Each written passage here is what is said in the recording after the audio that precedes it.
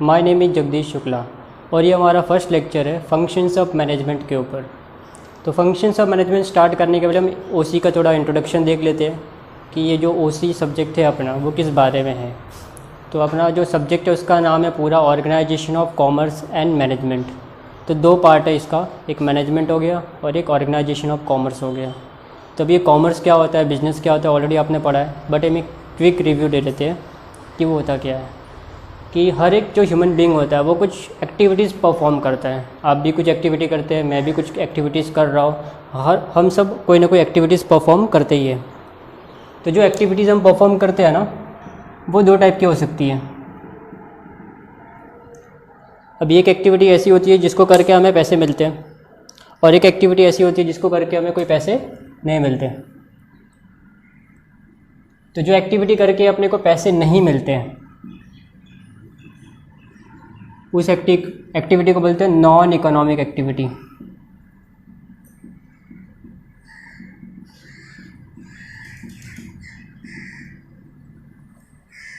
Non economic activities are those activities which are done not for the purpose of earning.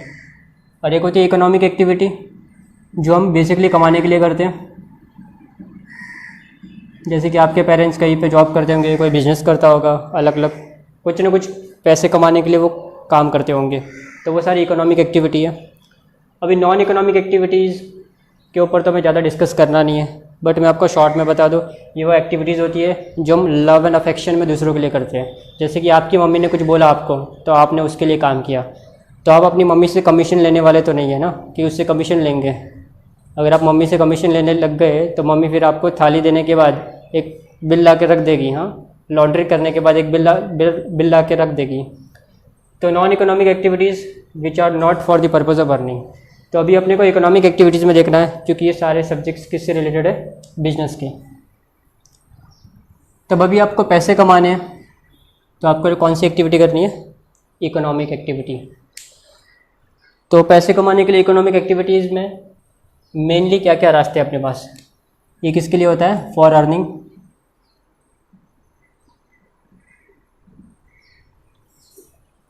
ये किसके लिए होता है, नॉट फॉर अर्निंग।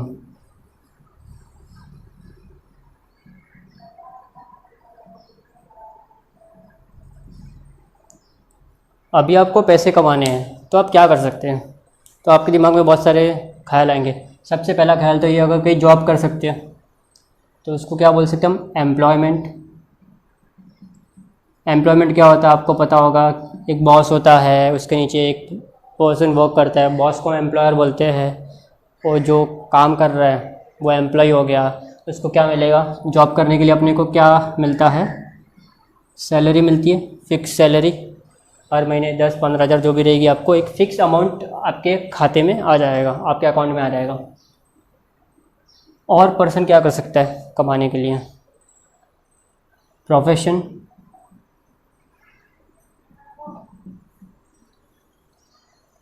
अभी एम्प्लॉयमेंट के लिए क्वालिफ़िकेशन डिपेंड करता है आप जॉब कौन सी कर रहे हो। अगर आप अकाउंटेंट का काम कर रहे हो तो आपका अकाउंट्स का नॉलेज होना चाहिए। अगर आप कहीं पे कंपनी में कुछ डेटा एंट्री का काम कर रहे हो तो आपको कुछ पीसी का, टेक्नोलॉजी का नॉलेज होना चाहिए। तो आप किस फील्ड में काम कर रहे हो वो उस पर डिपेंड करता है आपको कौन सा नॉलेज चाहिए। अभी सेम वे प्रोफेशन भी ऐसा ही है। प्रोफेशंस में क्या होता है, यहाँ पे कोई डिग्री या नॉलेज की ज़रूरत नहीं होती है। जैसे कि कोई एक्टर हो गया तो उसको तो बस एक्टिंग आनी चाहिए, उसके पास डिग्री हो, सर्टिफिकेट ऐसा ज़रूरी नहीं है। कोई डांसर हो गया तो यहाँ पे स्किल होनी चाहिए बेसिकली उसमें। इसके अलावा कुछ प्रोफेशंस में अपने को क्वालिफ़िकेशन चाहिए, जैसे कि डॉक्टर हो गया तो वहाँ पे आपको पढ़ाई करके सर्टिफिकेट लेना होगा, डिग्री लेनी होगी। फिर अपने इंजीनियर्स हो गए, फिर अगर इंजीनियर किसी के अंडर में काम कर रहा है तो एम्प्लॉयमेंट हो गया, लेकिन उसने खुद की प्रैक्टिस स्टार्ट कर दी। यहाँ पे हम क्या कर रहे हैं, इंडिपेंडेंटली काम कर रहे हैं। एक जैसे कि एक डॉक्टर हो गया या कोई प्रोफेसर हो गया, वो जा रहा है कि भाई हाँ मैं इस कोचिंग क्लास में पढ़ाऊँगा, पर मंथ अगर वो बोला कि मैं 10,000 लूँगा तो इसका तो फिक्स है अमाउंट, तो सैलरी। लेकिन उसने बोला मैं 1 घंटे का 100 रुपये लूँगा, तो ये क्या है, प्रोफेशन है। बोले यहाँ पे हम अपनी मर्ज़ी के मालिक होते हैं और इसके लिए अपने को जो मिलता है ना उसको बोलते हैं फ़ीस। जैसे कि डॉक्टर फ़ीस लेता है, टीचर फ़ीस लेता है, वैसा। और क्या कर सकते हैं पैसे कमाने के लिए, हम सब लीगल रास्ते की बात कर रहे हैं। बिजनेस कर सकते हैं,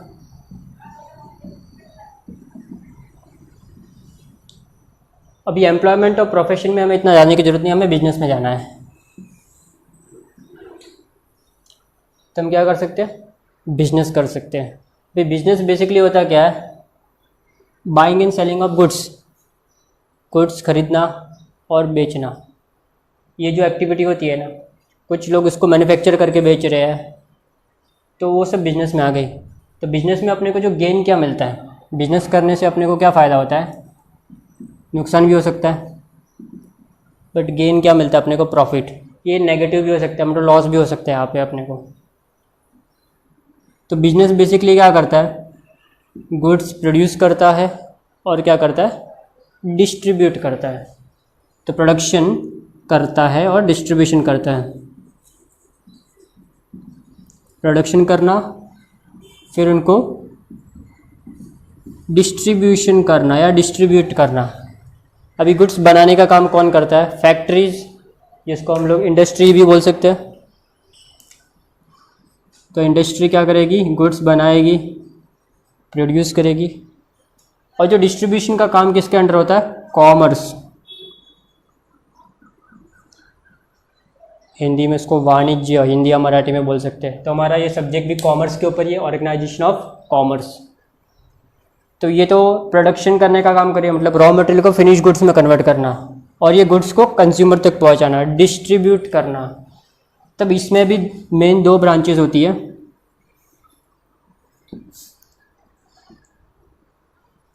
एक होता है ट्रेड,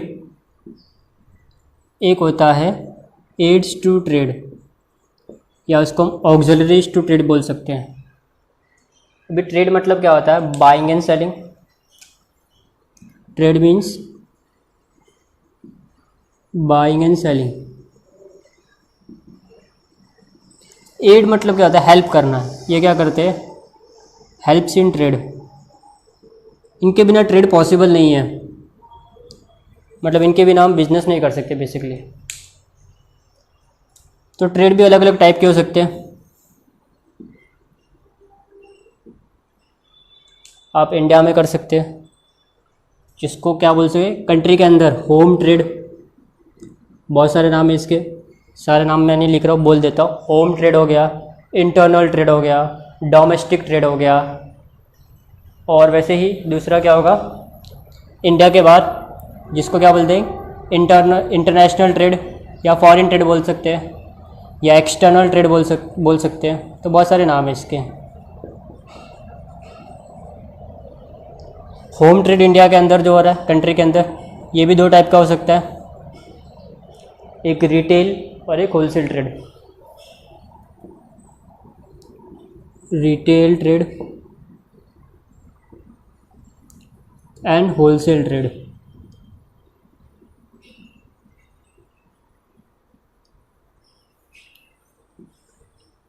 ये बेसिकली तीन टाइप का होता है। फॉरेन ट्रेड, एक्सपोर्ट, गुड्स दूसरी कंट्री में बेचना, जैसे कि इंडिया ने अमेरिका को गुड्स बेच दिया, तो ये हमारा क्या है, एक्सपोर्ट। इंपोर्ट, इंडिया ने ब्राज़ील से गुड्स परचेज कर लिया। और एक होता है एंटरपोर्ट। एंटरपोर्ट क्या होता है, एक कंट्री से गुड्स खरीद के उस गुड्स को दूसरी कंट्री को बेच देना। जैसे कि सपोज इंडिया ने जापान से गुड्स खरीदा और उसको साउथ अफ्रीका बेच दिया, तो ये हो गया एंटरपोर्ट। अभी एड्स टू ट्रेड मैं यहाँ पे लिख रहा हूँ, एड्स टू ट्रेड। अब ये जो ट्रेड है ना, मतलब जो बाइंग सेलिंग कर रहे हैं, बड़े लेवल पे या छोटे लेवल पे, जो भी लेवल पे कर रहे हैं, वो इनके बिना पॉसिबल नहीं है। जैसे कि ट्रांसपोर्ट। अभी आपका कस्टमर दिल्ली में रहता है सपोज, और आप मुंबई में हो, तो आप गुड्स मुंबई से दिल्ली तक कैसे पहुंचाओगे अगर ट्रांसपोर्ट नहीं होगा तो ट्रांसपोर्ट के बिना ट्रेड पॉसिबल है क्या?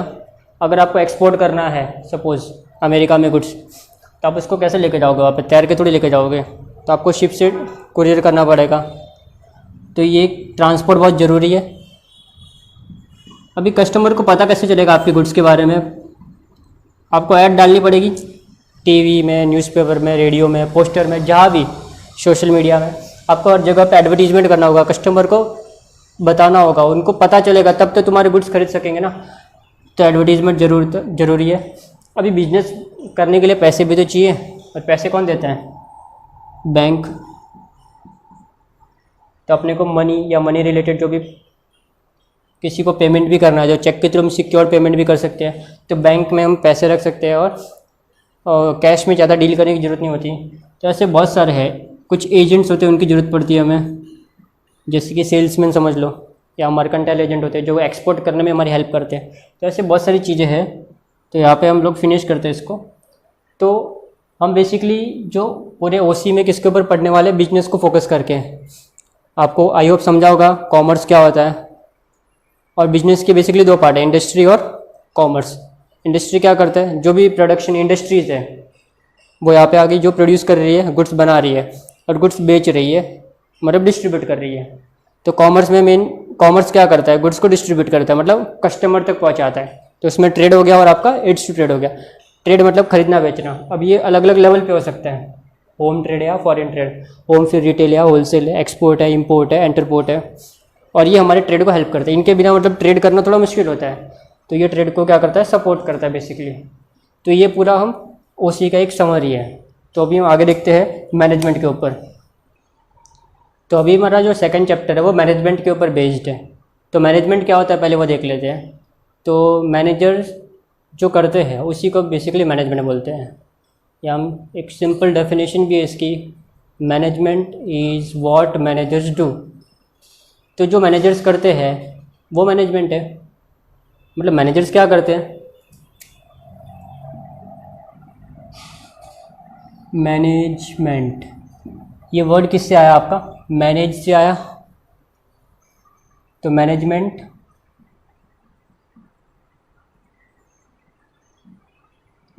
Is what managers do.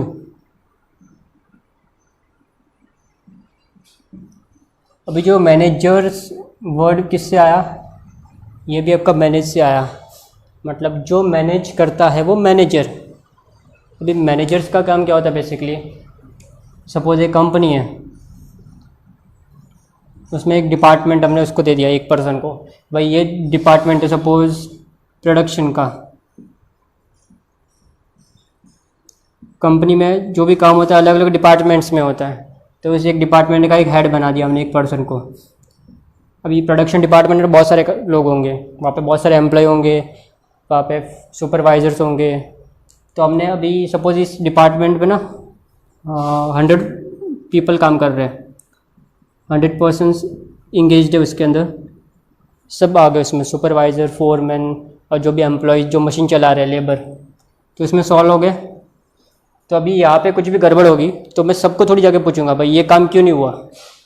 तो मैंने एक आदमी को रखा कि इन 100 के ऊपर नज़र रखने का काम तेरा है, ठीक है। उस हेड को क्या बोलेंगे? मैनेजर। उसका काम क्या है? मैं उसको आगे बोल दूंगा कि देख मुझे इस साल ना सपोज 1000 सामान बनाना है, 1000 यूनिट्स प्रोड्यूस करना है। मैं उसको आके टारगेट दे दूँगा कि ये काम तुझे करना है। अभी वो उसकी जिम्मेदारी है कि इन 100 लोगों को जाके ये बताए कि ये उसको 1000 यूनिट्स बना के चाहिए। अभी वो जो भी ओनर है वो बार बार जाके इन 100 लोगों से नहीं मिल लेगा, उसके पास इतना टाइम नहीं होगा कि वो हर एक पर्सन को पूछे भाई काम क्यों नहीं हुआ, काम क्यों नहीं हुआ। वो सीधा आके इसको पकड़ेगा कि भाई तेरे को किसके लिए रखा है? इन 100 लोगों के ऊपर नज़र रखने के लिए। बस तेरा काम कुछ नहीं है, मैं जो बोलता हूँ तू वो करवा के ले ले। तो ये जो हेड है इसी को बोलते हैं मैनेजर। तो मैनेजर क्या कर रहा है आपको समझ गया होगा, बेसिकली वो काम करवा के ले रहा है।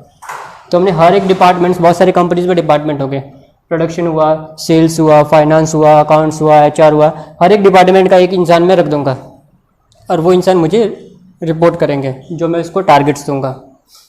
तो वो जो हेड होंगे डिपार्टमेंट के उनको बोलेंगे मैनेजर्स। तो आई होप आपको समझा होगा मैनेजर्स क्या होते हैं और वो क्या करते हैं। जो वो करते हैं उसी को बोलते हैं मैनेजमेंट। तो अभी आगे देखते हैं हमारे टॉपिक का जो मेन पार्ट है, functions. Functions of management. Functions मतलब एक तरह की एक्टिविटीज़ या काम। अभी मैनेजमेंट कैसे करना है, मैनेजमेंट क्या होता है वो तो हम समझ गए कि जो मैनेजर्स काम करता है, मतलब बेसिकली सिंपल वर्ड्स में बोलो एकदम लेमैन की तरह, तो मैनेजमेंट मतलब क्या होता है? दूसरों से काम करवा के लेना। वही काम है मैनेजर्स का। तो भी वो कैसे करना है, तो यहाँ पे हमें कुछ चीज़ों का ध्यान रखना है। अगर आपको किसी भी चीज़ को मैनेज करना है, क्या करना है, मैनेज करना है। जैसे कि आपको टाइम को मैनेज करना है, तो वहाँ पे ये चीज़ यूज़ हो सकती है, उसको बोलते हैं हम टाइम मैनेजमेंट। आपने नाम सुना होगा टाइम मैनेजमेंट, ऐसे बहुत सारे मैनेजमेंट सुने होंगे। होटल मैनेजमेंट सुना होगा, एक कोर्स भी है। फिर एक डिज़ास्टर मैनेजमेंट भी होता है, वो शायद सुना होगा। इवेंट मैनेजमेंट होता है। तो ऐसे बहुत सारे आजकल कोर्सेज भी बन गए मैनेजमेंट को लेके, बट उनका बेस क्या है, यही सब है जो हम पढ़ रहे हैं। तो अब किसी भी चीज़ को मैनेजमेंट, इवन हमने एसपी में पढ़ा था फाइनेंस का मैनेजमेंट, फाइनेंशियल मैनेजमेंट, आपको याद होगा मे बी। तो ये बहुत सारे जो मैनेजमेंट्स हैं, ये कैसे करने हैं। अभी आपको जैसे कि टाइम मैनेजमेंट करना है, अभी आपकी सपोज एग्जाम आने वाली 1 महीने के अंदर, आपको सिलेबस कवर करना है, तब कैसे उसको मैनेज कर सकते हैं, तो वो गाइड करेगा आपको। आपको बिजनेस मैनेजमेंट करना है, आपको कोई भी तरह का मैनेजमेंट करना है, तो ये आपको हेल्प करेगा वो फंक्शंस कैसे करना है। तो आपको एक चीज़ें याद रखनी है, पोस्ट कोको। कौन हेल्प करेगा आपकी, पोस्ट कोको हेल्प करेगा आपको किसी भी चीज़ को मैनेज करने के लिए। POSDCO। अब इनका मीनिंग क्या होता है। P का मतलब होता है प्लानिंग,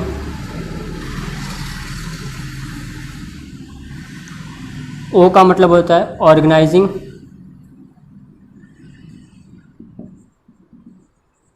नेक्स्ट है S का मतलब होता है staffing, and D means directing, and CO means coordinating, and CO means controlling. मतलब ये 6 काम आपको करने हैं।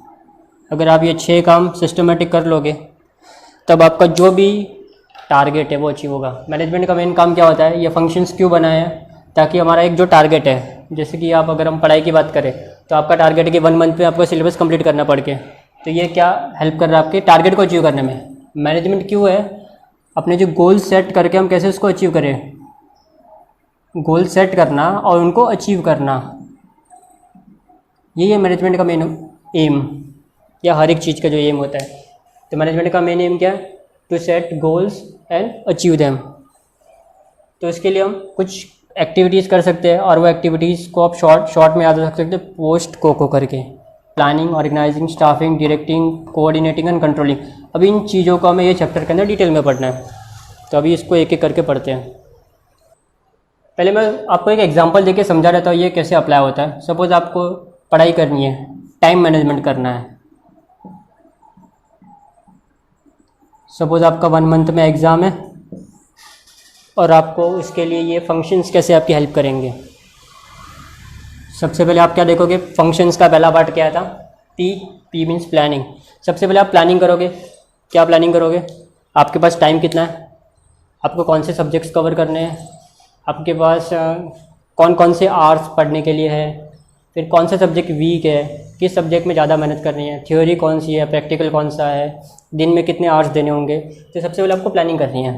प्लानिंग मतलब कि आपको सोच के रखना है कि कौन से सब्जेक्ट कब पढ़ने हैं, कितना पढ़ना है, एक दिन में कितना कवर करना है, वो करना है। तब वो आपने सबसे पहले कर लिया, एक काम हो गया आपका। प्लानिंग करने से लेकिन गोल तो अचीव नहीं होगा। आपका गोल क्या है, 1 महीने में सब कुछ कवर करना है। हमारा गोल या टारगेट क्या है, 1 मंथ में कवर करना है जो भी आपके सब्जेक्ट्स रहेंगे। सपोज हम OC की बात कर रहे थे, अभी आपका एग्ज़ाम आने वाला है, आपको 1 महीने में OC पूरा पढ़ना है। तो अब सबसे पहले क्या देखोगे, OC में कितने चैप्टर्स है, कौन से चैप्टर्स में कितने क्वेश्चंस है, कौन से क्वेश्चन ज़्यादा इंपॉर्टेंट है, जो भी रहेगा। तो अब सबसे पहले क्या करोगे, प्लानिंग करोगे। तो हमारा एक काम हो गया, हमने मतलब सोच लिया, प्लानिंग मीन्स डिसाइड कर लिया। भी प्लानिंग करने से तो काम नहीं चलेगा, सोचने से सब कुछ काम तो होता नहीं है। अभी आपको पढ़ने के लिए सबसे पहले आपको बस टेक्स्ट बुक तो होनी चाहिए कि नहीं, तो आप उसको अरेंज करोगे, ऑर्गेनाइज करोगे। ऑर्गेनाइज करना मतलब जो भी चीज़ें चाहिए उस गोल को अचीव करने के लिए। अभी जैसे कि सपोज़ आपको अकाउंट्स पढ़ना है, तो अकाउंट्स पढ़ने के लिए आपके पास टेक्स्ट बुक होनी चाहिए, नोटबुक होनी चाहिए, उस क्वेश्चंस को सॉल्व करने के लिए पेन होनी चाहिए, पेपर है, पेंसिल है, जो भी आपको चाहिए, स्केल वगैरह, अगर कैलकुलेटर अलाउ है तो वो कैलकुलेटर भी चाहिए। तो वो सब रिसोर्सेज को अरेंज करना, तो वो क्या आ गया आपका ऑर्गेनाइजिंग। तो पहले हमने प्लान किया, फिर जो चीज़ें चाहिए थी वो हम लेके आ गए, वो हमने कहीं से अरेंज किया, इकट्ठा किया, जमा किया। फिर इसके बाद स्टाफिंग की तो नॉर्मली पढ़ाई में ज़रूरत नहीं होती, बट कंपनियों में ज़रूरत पड़ती है। अभी कंपनी ने बोला कि ये सामान बना के बेचना है, तो ये सामान को बनाने के लिए लोग तो चाहिए रहेंगे ना, लेबर। तो वहाँ पे स्टाफिंग मतलब एम्प्लॉय को जमा करना है। बट हमें पढ़ाई के लिए तो अभी इसकी ज़रूरत नहीं है, तो हम इसकी बात नहीं कर रहे। फिर डायरेक्टिंग। अभी क्या होता है, हम प्लान तो बहुत अच्छे अच्छे बना लेते हैं कि 1 महीने में आज दिन का मैं ना 100 पेज पढ़ लूँगा मैं, लेकिन हम पढ़ नहीं पाते उतना। हमने 100 पेज सोचा था, मुश्किल से 10 पेज ही हुआ। कभी कभी बोर होता है, कंटाला आता है, तो हमें ना कोई ऐसा पर्सन चाहिए जो अपने को गाइड करे, डायरेक्शन दे। जैसे कि डायरेक्टर क्या करता है, डायरेक्शन देता है ना एक्टर को, कैसे परफॉर्म करना है, कैसे एक्टिंग करनी है। तो वैसे ही भी अपने को कोई मोटिवेट करे, डायरेक्शन दे, तो वो होता है। तो वो हम कैसे, या तो खुद को सेल्फ मोटिवेशन, इंस्पिरेशन बोलते हैं जिसको, या तो फिर हम किसी और के लेक्चर सुन सकते हैं, अपने पेरेंट्स से या टीचर से या फिर कोई फ्रेंड से, जो अपने को इंस्पायर करेगा कि भाई तू कर सकता है, जो अपने को हौसला देगा। फिर है कोऑर्डिनेटिंग होना चाहिए। कोऑर्डिनेशन मतलब यहाँ पे हम पढ़ाई की बात करें तो आपको सब सपोर्ट कर रहे हैं, आपके पेरेंट्स है, टीचर्स है, आपके जो मेंबर्स है, फैमिली मेंबर्स है, वो भी आपको सपोर्ट करके, बच्चा पढ़ रहा है तो आप उसको टीवी में चालू मत करो, म्यूज़िक मत बजाओ, तो आप उसको कोऑर्डिनेट कर रहे हैं, आपको सपोर्ट कर रहे हैं बेसिकली। अगर कोऑर्डिनेशन मिलेगा तो आपका काम ईजिली हो जाएगा। फिर नेक्स्ट क्या है, कंट्रोलिंग। कंट्रोलिंग क्या होता है कि हमने गोल सेट किया था, सपोज दिन के 100 पेजेस का पर डे, ये सोचा था अगर हम इतना पढ़ेंगे तो हमारा टारगेट 1 महीने में कंप्लीट हो जाएगा, ठीक है। बट क्या हुआ, अभी at the end of the day मैं कितना भी कोशिश कर लूँ, बट मैक्सिमम मैं ना 60 पेजेस से ज़्यादा पढ़ ही नहीं पाता। मतलब मैंने प्लानिंग अच्छी नहीं बनाई बेसिकली। अभी मेरी कैपेसिटी कितनी है, 60 पेजेस पर डे की, और मैं सोच रहा हूँ मैं 100 पेजेस पढ़ लूँ। इम्पॉसिबल है ना, ये तो ऐसी बात हुई हवा में महल बनाने जैसी। तो फिर क्या होगा, मुझे प्लानिंग चेंज करना पड़ेगा बेसिकली, क्योंकि मैं 100 पेज सोचूंगा पढ़ना है, और at the end of the year, at the end of the day क्या होगा, ओनली 60 पेजेस। मैं और डिप्रेशन में चला जाऊंगा दिन भी दिन। आज 60 पेजेस 40 लेफ्ट हो गए, छूट गए। नेक्स्ट डे फिर से 80 पेजेस रह जाएंगे टोटल। तो क्या होगा, मुझे प्लानिंग चेंज करना पड़ेगा। ये मेरी प्लानिंग क्या है, डिफेक्टिव हो सकता है ऐसा। तो मैं क्या करूँगा, प्लानिंग फिर से रिवाइज़ करूँगा, या तो फिर पता करूँगा कि ये 60 पेजेस क्यों हुए। भी हो सकता है ये 60 पेजेस मैंने अच्छा प्लान तो किया था, लेकिन क्या हुआ, मेरे घर वालों ने कुछ काम दे दिया, मेरे फ्रेंड के साथ बाहर चला गया, दिन भर टीवी देखा, इसकी वजह से कम पड़े पेजेस, या तो फिर मैंने कुछ दूसरा मोबाइल में टाइम पास किया। तो हो सकता है कि कुछ दूसरे फैक्टर भी हो सकते हैं।